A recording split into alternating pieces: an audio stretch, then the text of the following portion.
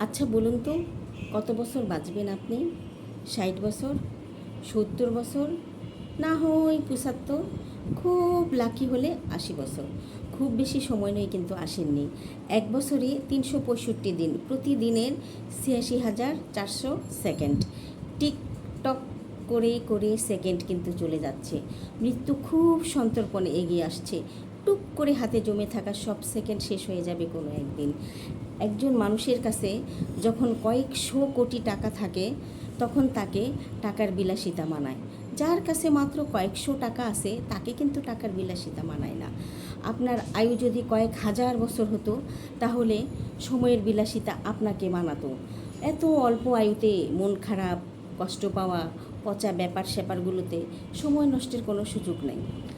তার চেয়ে বরং ফ্যামিলিকে সময় দিন, ভালো বই পড়ুন, টুক করে বেরিয়ে আসুন চমৎকার কোনো জায়গা থেকে। রাত জেগে আকাশ দেখুন, ভোরের সূর্যোদয় দেখুন, সন্ধ্যার পাখিরা কী করে ঘরে ফেরে সেটা দেখুন, নদীর ঢেউ অনুভব করুন, ভরা পূর্ণিমাতে এবং ভরা অমাবস্যায় তীব্র জোয়ারে ভেসে ওঠা সাগর দেখুন।